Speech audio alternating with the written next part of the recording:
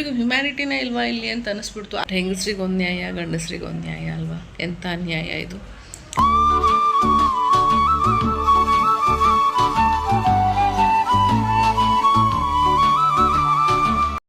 Hi friends, welcome back to my channel. After long time ನಾನು ವೀಡಿಯೋನ ಮಾಡ್ತಾಯಿದ್ದೀನಿ. ಈಗೀಗ ಸ್ವಲ್ಪ ಫ್ರೀಕ್ವೆಂಟಾಗಿ ವೀಡಿಯೋಸ್ಗಳನ್ನ ಹಾಕೋಕ್ಕಾಗ್ತಾಯಿಲ್ಲ. ಇರುತ್ತಲ್ಲ ಫ್ಯಾಮಿಲಿನಲ್ಲಿ ಅದು ಇದು ಏನಾದರೂ ಒಂದು ಕೆಲಸಗಳು, ಸೊ ಅದರಲ್ಲಿ ನಾನು ಮಾಡಲಿಕ್ಕಾಗಿರಲಿಲ್ಲ. ಹಾಗಾಗಿ ತುಂಬ ದಿನ ಆದಮೇಲೆ ಈ ವಿಡಿಯೋಸ್ನ ಮತ್ತೆ ಸ್ಟಾರ್ಟ್ ಮಾಡಿದ್ದೀನಿ. ಇವತ್ತು ಏನು ಅಂತ ಸ್ಪೆಷಲ್ ವೀಡಿಯೋಸ್ ಎಲ್ಲ ಏನೂ ಇಲ್ಲ, one day in my life ಅಂತ ಮಾಡೋಣ ಅಂತ ಅಂದ್ಕೊಂಡೆ ಅಷ್ಟೇನೇನೆ. ಸೊ ಬನ್ನಿ ಎಲ್ಲರೂ ನೋಡೋಣ ನಂದು ಇವತ್ತಿನ ದಿನ ಹೇಗಾಗಿರುತ್ತೆ ಏನೇನು ಅಂತ ಹೇಳಿ ನಿಮಗೆಲ್ಲ ತೋರಿಸ್ತೀನಿ. So once again welcome back to my channel. ಬೆಳಗ್ಗೆಯಿಂದ ಏನೇನಾಯಿತು ಅಂತೇಳಿ ಕ್ಲಿಪ್ಪಿಂಗ್ಸ್ಗಳನ್ನ ತೊಗೊಂಡಿದ್ದೆ, ಸೊ ಅದನ್ನು ಆ್ಯಡ್ ಮಾಡ್ತೀನಿ, ನೋಡ್ಕೊಂಡು ಬನ್ನಿ. ಆ್ಯಸ್ ಯೂಶ್ವಲ್ ಬೆಳಗ್ಗೆ ಬೇಗನೆ ಎದ್ದು ಮನೇಲಿ ಏನೇನು ಚಿಕ್ಕ ಪುಟ್ಟ ಕೆಲಸಗಳಿದೆಯೋ ಅದೆಲ್ಲ ಮಾಡಿಕೊಂಡು ಕಾಫಿ ಕುಡ್ಕೊಂಡು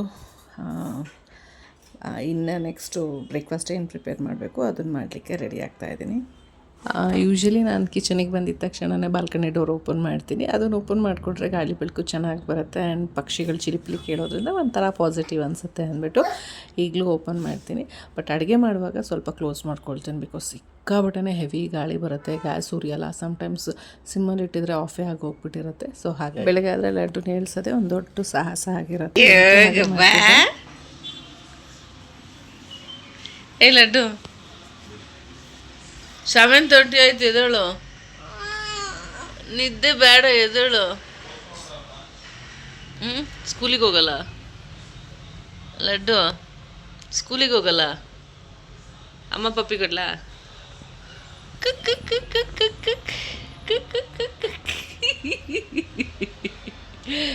ಎದಳು.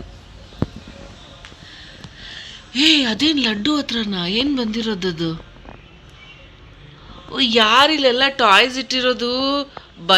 ಬೈಕೆ ಬಿದ್ದೋಗ್ಬಿಟ್ಟಿದೆ ಲಡ್ಡು. ಇಲ್ಲ ಲಡ್ಡು, ಆಕ್ಸಿಡೆಂಟ್ ಆಗೋಗಿದೆಯಾ? ಇದು ಯಾರಿಲ್ಲೆಲ್ಲ ಇಟ್ಟಿರೋದು? ಟ್ರಾಫಿಕ್ ಜಾಮ್ ಆಗೋಗ್ಬಿಟ್ಟಿದೆ. ಸಿಗ್ನಲ್ ಇದೆಯಾ? ಹಾಂ, ಎದ್ದೇಳು ಮೋಳು. Good morning. ಏನು ಬೇಕು ಲಡ್ಡುಗೆ ಬ್ರೇಕ್ಫಾಸ್ಟ್? ಏನು ಬೇಕು? ಬಾಕ್ಸಿಗೆ ಏನು ಹಾಕ್ಲಿ ನಿಂಗೆ? ಹಾಕ್ಬೇಕಲ್ಲ. ನಿಂಗೆ ಫ್ರೂಟ್ಸ್ ಬೇಕಾ? ಮತ್ತೆ ಮಮ್ಮು ಹಾಕ್ಲಾ? ಮತ್ತೆ ಬ್ಲೂಬೆರಿನಾ? ಆಮೇಲೆ ಮತ್ತೆ ಬೇಗ ಬಾಕ್ಸಿಗೆ ಅಮ್ಮ ರೆಡಿ ಮಾಡಬೇಕಲ್ಲ. ನಾನು ಹಾಕಿ ತಿನ್ಕೊಬರ್ಬೇಕಷ್ಟೆ. Get ready. ಕರಾಗ್ರೆ ಅದು ಸರಸ್ವತಿ. ಕರಾಗ್ರೆ ಕರ ಮಧ್ಯೆ ಕರಾಗ್ರೆ ಕರಾಗ್ರೆ. ಹಾಂ, ವಸತೆ ಲಕ್ಷ್ಮಿ. ಕರ ಮಧ್ಯೆ ಸರಸ್ವತಿ. ಕರಮೂಲೆ ಕರಮೂಲೆ ಸ್ಥಿತೆ ಗೌರಿ ಪ್ರಭಾತ ಕರದರ್ಶನಂ. ಬಾ ಹೋಗೋಣ, ಟೈಮ್ ಆಯಿತು, ಬೇಗ ಬೇಗ ಸ್ಕೂಲಿಗೆ ಟೈಮ್ ಆಗುತ್ತೆ. Get ready. ಆ್ಯಂಡ್ ಇವತ್ತು ಬ್ರೇಕ್ಫಾಸ್ಟಿಗೆ ನಮ್ಮನೆ ಪಾಟಲ್ಲೇ ನಾನು ಬೆಳೆದಿರುವಂತಹ ಮೆಂತ್ಯ ಸೊಪ್ಪು ಆ್ಯಂಡ್ ಪುದೀನ ಸೊಪ್ಪು ಆ್ಯಂಡ್ ಇದು ಮಸಾಲೆ ಎಲೆ. ಯೂಶ್ವಲಿ ಇದನ್ನು ಬಾಸುಮತಿ ಎಲೆ ಅಂತ ಕರೀತಾರೆ, ನಾವಿದನ್ನು ಪಲಾವ್ ಎಲೆ ಅಂತ ಹಾಕ್ತೀವಿ. ಸೊ ಇದನ್ನೆಲ್ಲ ಹಾಕಿಬಿಟ್ಟು ಇವತ್ತು ಟೊಮ್ಯಾಟೊ ಬಾತು ಇಲ್ಲ ಮೆಂತ್ಯ ಬಾತು ಏನಾದರೂ ಮಾಡೋಣ ಅಂತ ಅಂದ್ಕೊಂಡಿದ್ದೀನಿ.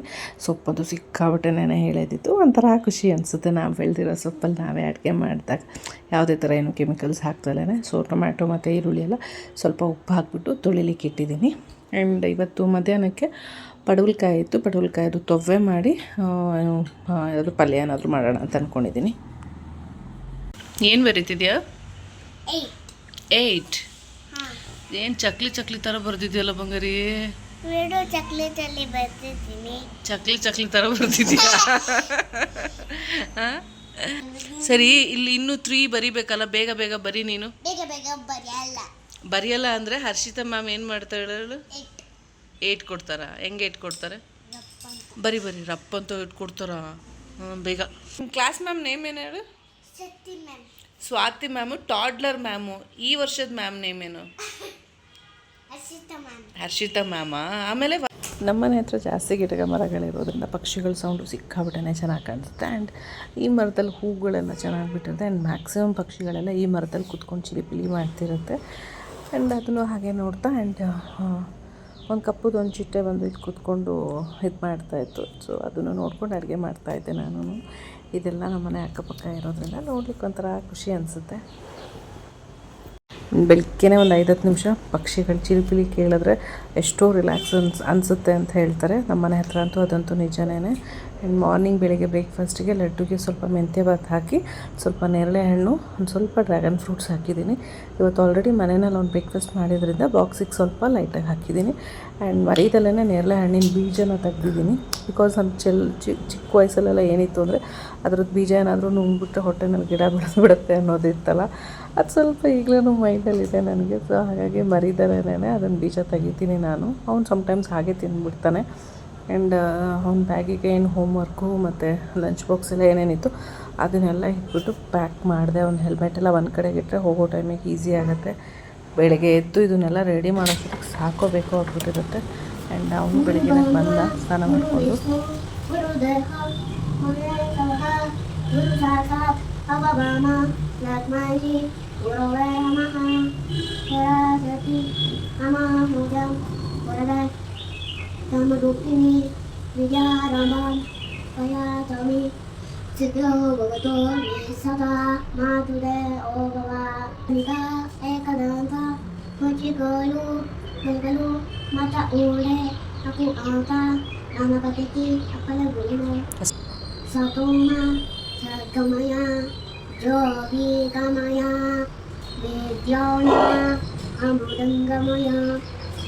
ಓಂ ಶಾಂತಿ ಶಾಂತಿ ಶಾಂತಿ ಅನ್ನಪೂರ್ಣೆ ಜಾತಪೂರ್ಣೆ ಶಂಕರ ಪಾರ್ವತಿದೆ ದೊರವಕ್ಯಾಸಿಗಲ ನಿಶಾಂತಿಗೆ ಪಾರ್ವತಿದೆ ಓಂ.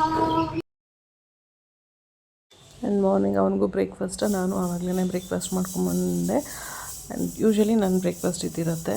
ಮಂಡೇ ಮಾತ್ರ ಎಗ್ಗನ್ನು ಸ್ಕಿಪ್ ಮಾಡ್ತೀನಿ ನಾನು. ಸ್ವಲ್ಪನಾದರೂ ಹೆಲ್ದಿ ತಿನ್ನಬೇಕಲ್ಲ ಅನ್ನೋ ಒಂದು ಕಾರಣಕ್ಕೋಸ್ಕರ.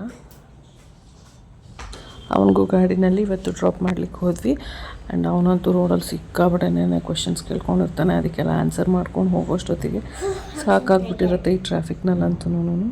ಆ್ಯಂಡ್ ಅವನನ್ನು ಡ್ರಾಪ್ ಮಾಡಿ ವಾಪಸ್ ಬರುವಾಗ ಮನೆ ಹತ್ರ ಒಂದು ಚಿಕ್ಕದೊಂದು ಪಾಟಲ್ಲಿ ನೀರು ತುಂಬಿಸಿಟ್ಟಿರ್ತೀವಿ. ಯೂಶ್ವಲಿ ಇದಕ್ಕೆ ಹಸುಗಳು ಮತ್ತು ನಾಯಿಗಳೆಲ್ಲ ಬಂದು ರೆಗ್ಯುಲರಾಗಿ ನೀರು ಕುಡಿಯುತ್ತೆ. ಸೊ ಹಾಗಾಗಿ ಸ್ವಲ್ಪ ನೀರು ಖಾಲಿ ಇದ್ದಿದ್ದರಿಂದ ಇನ್ನೊಂದು ಸ್ವಲ್ಪ ಫಿಲ್ ಮಾಡೋಣ ಅಂದ್ಕೊಂಡು ಮಾಡ್ತಾಯಿದ್ದೀನಿ. ಆ್ಯಂಡ್ ಅವುಗಳಿಗೂ ಚೆನ್ನಾಗಿ ಗೊತ್ತು ಇಲ್ಲಿ ನೀರಿಟ್ಟಿರ್ತೀವಿ ಅಂತಂದು ಅಂತ. ಲಡ್ಡುನ ಸ್ಕೂಲಿಗೆ ಹೋಗಿ ಬಿಟ್ಬಿಟ್ಟು ಬಂದೆ, ರೆಡಿ ಆಗಿ ಆ್ಯಂಡ್ ಹೋಗಿ ಅವನನ್ನು ಬಿಟ್ಬಿಟ್ಟು ಬಂದ್ವಿ. ಆ್ಯಂಡ್ ಹೋಗೋ ದಾರಿನಲ್ಲಿ ಒಂದು ಇನ್ಸಿಡೆಂಟ್ ಆಯಿತು. ಆ್ಯಕ್ಚುಲಿ ಶೇರ್ ಮಾಡೋಣ ಅಂತ ಅಂದ್ಕೊಂಡೆ ನಾನು. ಏನಂತ ಹೇಳಿದ್ರೆ ಸಿಗ್ನಲ್ ಬಿದ್ದಿತ್ತು. ಸೊ 4 ಕಡೆ ಏನು ಕಾರ್ನರ್ಸ್ ಇರುತ್ತೆ, ಆ ಟರ್ನಿಂಗಲ್ಲಿ ಒಂದು ಲೇಡಿ ಆ್ಯಕ್ಚುಲಿ ಅವ್ರದ್ದು 2 ವೀಲರ್ ಸ್ಟಾಪಾಗಿ ಹೋಗ್ಬಿಟ್ಟಿತ್ತು. ಅಂದರೆ ಕಿಕ್ ಸ್ಟಾರ್ಟ್ ಮಾಡೋಕ್ಕಾಗ್ತಾ ಇರಲಿಲ್ಲ. ಒಂದು ಚಿಕ್ಕ ಮಗುನ ಸ್ಕೂಲಿಗೆ ಡ್ರಾಪ್ ಮಾಡ್ತಾ ಇದ್ರು ಅನಿಸುತ್ತೆ. 6-7 ಇಯರ್ಸ್ ಇರಬೇಕು, ಚಿಕ್ಕ ಹುಡುಗನೇನೆ ಇನ್ನೂ.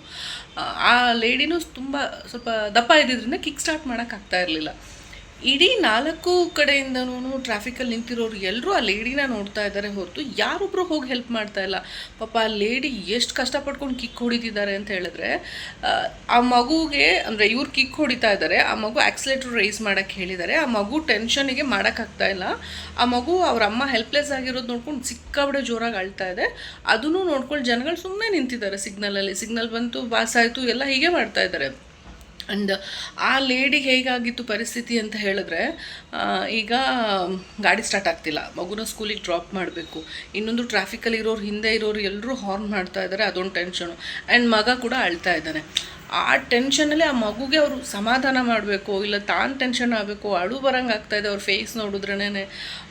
ಲೇಡಿ ಫೇಸ್ ನೋಡಿದ್ರೆ ಲಿಟ್ರಲಿ ನನಗೆ ಬೇಜಾರಾಗ್ಬಿಡ್ತು, ಏನಪ್ಪ ಇದು ಅಂತ. ಯಾಕಂದರೆ ನಾನು ಪಾಸ್ ಆಗ್ತಾಯಿದ್ದೀನಿ, ನೋಡಿದೆ ನಾನು ಆ್ಯಕ್ಚುಲಿ. ಸೊ ನನಗೆ ಆ್ಯಕ್ಚುಲಿ ಕಿಕ್ ಸ್ಟಾರ್ಟ್ ಮಾಡ್ಲಿಕ್ಕೆ ಬರೋದಿಲ್ಲ, ನಾನು ಹೋಗಿ ಹೆಲ್ಪ್ ಮಾಡೋಣ ಅನ್ನೋದಕ್ಕೆ. ಸರಿ, ನಾನು ಅಡ್ಡ ಒಂದು ಗಾಡಿನ, ನನ್ನ ಗಾಡಿನ ನಿಲ್ಲಿಸ್ಬಿಟ್ಟು ಹಿಂದೆ ಏನೊಂದು ಟಾಟಾ ಏಸ್ ಏನೋ ಇತ್ತು ಆ್ಯಕ್ಚುಲಿ. ಯಾಕಂದರೆ ಬೇರೆಯವರೆಲ್ಲ ಸಿಗ್ನಲ್ ಬಿತ್ತು ಅಂತ ಪಾಸ್ ಆಗಿಬಿಟ್ರು, ನಾನು ಮುಂದೆ ಆಗಿರಲಿಲ್ಲ ಅಂದ್ಬಿಟ್ಟು ನಾನು ಹಿಂದೆ ಇದ್ದಂಥ ಟಾಟಾ ಏಸ್ ಡ್ರೈವರ್ ಹಾಗೆ ನಿಂತಿದ್ರಿಂದ 2 ನಿಮಿಷ ನಿನ್ನ ಗಾಡಿನ ನಿಲ್ಲಿಸ್ಬಿಟ್ಟು ಬಂದು ಸ್ಟಾರ್ಟ್ ಮಾಡಿಕೊಡಪ್ಪ ಗಾಡಿನ ಅಂತ ಹೇಳಿದ್ದಕ್ಕೆ ಆಮೇಲೆ ಅವ್ರು ಬಂದು ಗಾಡಿ ಹೇಳಿದ್ಮೇಲೆ ಮಾಡೋ ಬದಲು ಅವರೇ ವಾಲಂಟ್ರಿಲಿ ಹಾಗೆ ಮಾಡಿದಿದ್ರೆ, ಇಲ್ಲ ಬೇರೆ ಯಾರಾದರೂ ಹೋಗಿ ಮಾಡಿದಿದ್ರೆ ಆ ಲೇಡಿಗೆ ಪಾಪ ಎಷ್ಟು ಹೆಲ್ಪ್ ಆಗಿದೆ. ಆ ಮಗು ಲಿಟ್ರಲಿ ಎಷ್ಟು ಅಳ್ತಿತ್ತು ಅಂತ ಹೇಳಿದ್ರೆ, ಆ ಮಗು ಸ್ಕೂಲಿಗೆ ಟೈಮ್ ಆಗ್ತಿತ್ತೋ ಇಲ್ಲ ಅವ್ರ ಅಮ್ಮನ ಹೆಲ್ಪ್ಲೆಸ್ ಸಿಚುವೇಶನ್ ನೋಡ್ಕೊಂಡು ಅಳ್ತಿತ್ತೋ ಅನ್ನೋ ಗೊತ್ತಿಲ್ಲ. ಆ ಮಗು ಅಳೋದು ನೋಡ್ಬಿಟ್ಟು ಆ ತಾಯಿಗೂ ಟೆನ್ಷನು. ಆ ಫೇಸ್ ಅಂತೂ ಈಗಲೂ ಕಣ್ಮುಂದೆ ನಂಗೆ ಹೋಗಿ ಡ್ರಾಪ್ ಮಾಡಿ ಬರೋವರೆಗೂ ಒಂಥರ ಹಾಂಟಿಂಗ್ ಆಗ್ತಾನೆ ಇತ್ತು ಆ ಮಗು, ಆ ತಾಯಿ ಫೇಸನ್ನೆಲ್ಲ ಅಂತೂ. ಆ್ಯಂಡ್ ಇನ್ನೊಂದು ವರ್ಸ್ಟ್ ಥಿಂಗ್ ಏನಂತ ಹೇಳಿದ್ರೆ, ಆ ಸಿಗ್ನಲಲ್ಲಿ ಟ್ರಾಫಿಕ್ ಪೊಲೀಸವರು ಇದ್ದಾರೆ, 3 ಜನ ಅಂದ್ಕೊಂಡು ನಿಂತಿದ್ದಾರೆ. ಅವ್ರುಗಳು ಯಾರೂ ಕೂಡ ಬಂದು ಹೆಲ್ಪ್ ಮಾಡಲಿಲ್ಲ. ಅಂದರೆ ಈಗ ಹೆಲ್ಮೆಟ್ ಹಾಕಲಿಲ್ಲ ಅಂದರೆ ಗುಡು ಅಂತ ಓಡಿ ಬಂದುಬಿಟ್ಟು ಫೈನ್ ಹಾಕೋಕ್ಕೆಲ್ಲ ಇದು ಮಾಡ್ತಾರೆ ಅಂದಾಗ, ಈಗ ಯಾರೋ ಒಂದು ಲೇಡಿ ಹೆಲ್ಪ್ ಮಾಡ್ತಿದ್ದಾರೆ, ಕಷ್ಟದಲ್ಲಿದ್ದಾರೆ ಅಂದಾಗ ಹೋಗಿ ಒಂಚೂರು ಹೆಲ್ಪ್ ಮಾಡ್ಬೋದಿತ್ತಲ್ವ. ಆಗ ಅಂದ್ಕೊಂಡು ಏನಪ್ಪ ಒಬ್ರಿಗೂ ಹ್ಯುಮ್ಯಾನಿಟಿನೇ ಇಲ್ವಾ ಇಲ್ಲಿ ಅಂತ ಅನ್ನಿಸ್ಬಿಡ್ತು. ಅದೇ ಪ್ಲೇಸಲ್ಲಿ ನಾನಿದ್ದಿದ್ರೆ ಅಪ್ಪ ನನಗೂ ಅದು ಇಮ್ಯಾಜಿನೇಷನ್ ನೋಡ್ಕೊಂಡೇ ಒಂಥರ ಅನ್ನಿಸ್ಬಿಡ್ತು, ಮೈ ಜುಮ್ಮ ಅನ್ನಿಸ್ತು. ಯಾಕಂದರೆ ಅದೊಂಥರ ಆ ಲೇಡಿಗೂ ಯಾರ ಹತ್ರನೂ ಹೆಲ್ಪ್ ಕೇಳಬೇಕು ಅಂತ ಅನ್ನಿಸ್ತಿರ್ಲಿಲ್ಲ. ಹ್ಯೂಮಿಲೇಷನ್ನು ಇರತ್ತಲ್ವ, ಹೆಂಗಪ್ಪ ಕೇಳೋದು, ಯಾರೂ ಬರ್ತಾಯಿಲ್ಲ ಅನ್ನೋ ಟೆನ್ಷನಲ್ಲಿ ಇದರಲ್ಲಿ ಈ ಜನಗಳಿಗಾರು ಬುದ್ಧಿ ಇಲ್ವ, ಯಾರಾದರೂ ಹೋಗಿ ಒಂದು ಹೆಲ್ಪ್ ಮಾಡ್ಲಿಕ್ಕೆ ಆಗ್ತಿರ್ಲಿಲ್ವ. ಗಂಡಸರು ಮಾಡಿದ್ರೆ ವಿತಿನ್ ಸೆಕೆಂಡ್ ಜಾಬ್ ಅದು, ಒಂದು ಸತಿ ಕಿಕ್ ಹೊಡೆದ್ರೇ ಗಾಡಿ ಸ್ಟಾರ್ಟ್ ಆಗುತ್ತೆ. ದಪ್ಪ ಇರೋ ಲೇಡಿ ಸೆಂಟ್ರ್ ಸ್ಟ್ಯಾಂಡ್ ಹಾಕಿ ಕಿಕ್ ಹೊಡಿಬೇಕು ಅಂದರೆ ನಿಜವಾಗ್ಲೂ ಕಷ್ಟದ ಕೆಲಸನೇ ಅದು, ಟೆನ್ಷನಲ್ಲಿ. ಈಗ ನನಗೂ ಕಿಕ್ ಅಂತೂ ಹಾಕ್ಲಿಕ್ಕೆ ಬರಲ್ಲ, ಸೆಂಟ್ರ್ ಸ್ಟ್ಯಾಂಡ್ ಹಾಕೋದೇ ನನಗೆ ಸಮ್ಟೈಮ್ಸ್ ಅಂತೂ ನನಗೆ ಸಿಕ್ಕಾಬಿಡೋನೇ ಕಷ್ಟ. ಅದು ಏನಪ್ಪ ಅರ್ಥ ಆಗಲಿಲ್ಲ ನನಗಂತೂ. ಪಾಪ ನಾನೇನು ಟ್ರಕ್ ಡ್ರೈವರಿಗೆ ಹೇಳಿದೆ, ಅವ್ರ ಪಾಪ ಇಳ್ಕೊಂಡು ಬಂದು ಗಾಡಿನ ಸ್ಟಾರ್ಟ್ ಮಾಡಿಕೊಟ್ರು. ಆಮೇಲೆ ಆ ಲೇಡಿ ಫೇಸ್ನ ಅಟ್ಲೀಸ್ಟ್ ನೋಡಂಗಾಯ್ತು. ಏನು ಬೇಕು? ಏನಾಯ್ತಮ್ಮ? ಏನಾಯ್ತು? ಹಾಂ, ಏನಾಯ್ತು? ಏನಾಯ್ತು? ಏನು ಬೇಕು? ಅದು ಫ್ಯಾನಲ್ಲಿ ಫ್ಯಾನು? ಹಾಂ, ಫ್ಯಾನು ಎಲ್ಲಿ? ಏನಿದು ನೈಲ್ ಪಾಲಿಶ್ ಹಚ್ಕೊಂಡಿದ್ದೀನಾ? ಕೇಳಬಾರ್ದು. ಚೆನ್ನಾಗಿದ್ಯಾ? ಏನಿದು? ನಂದು ಚೆನ್ನಾಗಿದ್ಯಾ? ನಿಂದಲ್ಲಿ ನಿನ್ ತೋರ್ಸು. ನೇಲ್ಸ ಕಟ್ ಮಾಡಿಲ್ಲ? ಮಾಡಿಲ್ಲ? ಆ ಮಾಡೆ. ದೀರಾ ಯಾಕೆ ಕರಿತಿರೋದು? ಅಮ್ಮಾಯಿ ದೀರಾ ಕರಿತಾ ಇದ್ದಾನೆ. ಹೇಳು ದೀರಾ. ದೀರಾ, ಅಮ್ಮಾಯಿ, ಲಡ್ಡು, ರಾಣಿ, ಶಿರೀಷ, ಹೇಳು. ಪಪ್ಪಿ ಕೊಡು. ಅಮ್ಮ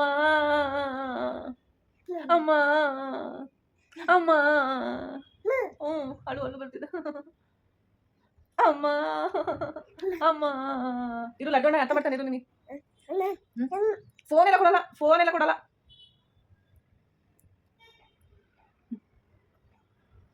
ಇವತ್ತೇನೂ ಇಲ್ಲ. ಈಗ ಅದೇ ನಮ್ಮನೆ ಸುಂದರಿ ಬಂದಿದ್ಲಲ್ಲ, ಅವಳಿಗೆ ಒಂದು ಸ್ವಲ್ಪ ಊಟ ಎಲ್ಲ ಮಾಡಿಸಿ ಹೋಗೋಣ ಮತ್ತೆ ಡ್ರಾಪ್ ಮಾಡಿಬಿಟ್ಟು ಬಂದೆ. ಯಾಕಂದರೆ ಲಡ್ಡು ಡ್ರಾಪ್ ಮಾಡುವಾಗಲಂತೂ ಸಿಕ್ಕಾಬಟ್ಟೆ ಅಳ್ತಿದ್ಲು, ನಾನು ಬರ್ತೀನಿ ಗಾಡಿನಲ್ಲಿ ಅಂತ. ಎತ್ಕೊಂಡು ಹೋಗೋಕ್ಕಾಗ್ತಿರ್ಲಿಲ್ಲ ನನಗೆ. ಯಾಕಂದರೆ ಲಡ್ಡುದು ಕ್ಯಾರಿ ಬ್ಯಾಗ್ ಏನಿದೆ ಅದನ್ನು ನಾನು ಎಲ್ಲ ಎತ್ತಿಟ್ಬಿಟ್ಟಿದ್ದೀನಿ ಮೇಲೆ. ಸೊ ಅದಾದರೂ ಇಟ್ಟಿದ್ರೆ ಅಟ್ಲೀಸ್ಟ್ ಕರ್ಕೊಂಡು ಹೋಗ್ಬೋದಿತ್ತು ಅವಳನ್ನ ಅಂದ್ಬಿಟ್ಟು ಮನೆಯಲ್ಲೇ ಬಿಟ್ಬಿಟ್ಟು ಹೋಗಿದ್ದಾಯಿತು ಅವಳನ್ನ. ಆ್ಯಂಡ್ ಬಂದಮೇಲೆ ಅವಳಿಗೆ ಒಂದು ಸ್ವಲ್ಪ ತಿನ್ನಿಸ್ಬಿಟ್ಟು ಆಟಾಡ್ತಾ ಇದ್ದಾಳೆ. ನಾನು ಹೋಗಿ ಈಗ ಅಡುಗೆ ಮಾಡಬೇಕು. ಪವರ್ ಬೇರೆ ಇಲ್ಲ, ತೊವೆ ಮಾಡೋಣ ಅಂತ ಅಂದ್ಕೊಂಡಿದ್ದೀನಿ. ನೋಡಬೇಕು ಎಷ್ಟೊತ್ತಿಗೆ ಬರುತ್ತೆ ಅಂತ ಹೇಳಿಬಿಟ್ಟು. ಅದು ಬಂದರೆ ಪಡವಲಕಾಯಿ ತೊವ್ವೆ ಮಾಡಿ ಅನ್ನ ಮಾಡಿ ಇದು ಮಾಡ್ತೀನಿ. ಬೀಟ್ರೂಟ್ ಪಲ್ಯ ಒಂದು ಸ್ವಲ್ಪ ಮಾಡಬೇಕಷ್ಟೇನೇನೆ. ಇನ್ನು ಲಡ್ಡುನ ಹೋಗಿ ಪಿಕಪ್ ಮಾಡ್ಕೊಂಡು ಬರಬೇಕು. ಇವತ್ತಿನ ಕೆಲಸ ಸದ್ಯಕ್ಕೆ ಇಷ್ಟೇನೇನೆ. ಹೋಗ್ತಾ ಇನ್ನೂ ಏನೇನು ಬರುತ್ತೋ ಕೆಲಸಗಳು ಗೊತ್ತಿಲ್ಲಪ್ಪ. ಈ ಹೌಸ್ ವೈಫ್ಗಳಿಗಂತೂ ನಾನ್ ಸ್ಟಾಪ್ ಜಾಬ್. ಈಗ ಆಫೀಸಲ್ಲಿ ವರ್ಕ್ ಮಾಡ್ತಿದ್ರೆ ಒಂದು ಕೆಲಸ ಬಂತಪ್ಪ, ಫಿನಿಷ್ ಮಾಡಿದ್ವಿ, ಮುಗೀತು ಅನ್ಕೋಬೋದು. ಈ ಕೆಲಸ ಹಾಗಲ್ವೇ ಅಲ್ಲ, ನಾನ್ ಸ್ಟಾಪ್ ಮಾಡು ಸೇ ಆಗಿಬಿಟ್ಟಿದೆ. ನಾನು ಕ್ರೂಸಿಂಗ್ನ ಸ್ವಲ್ಪ ಕ್ಲೀನ್ ಅಪ್ ಮಾಡಿಸ್ಕೊಂಡು ಬಂದೆ ನಾನು. ಯಾಕಂದರೆ ಎಕ್ಸ್ಟ್ರಾಸ್ ಎಲ್ಲ ಬಂದುಬಿಟ್ಟಿತ್ತು. ತುಂಬ ಆಗಿಬಿಟ್ಟಿತ್ತು ಅಂದ್ಬಿಟ್ಟು ಹೋಗ್ಬಿಟ್ಟು ಒಂಚೂರು ಎಕ್ಸ್ಟ್ರಾಸ್ ಎಲ್ಲ ರಿಮೂವ್ ಮಾಡಿಸ್ಕೊಂಡು ಬಂದೆ.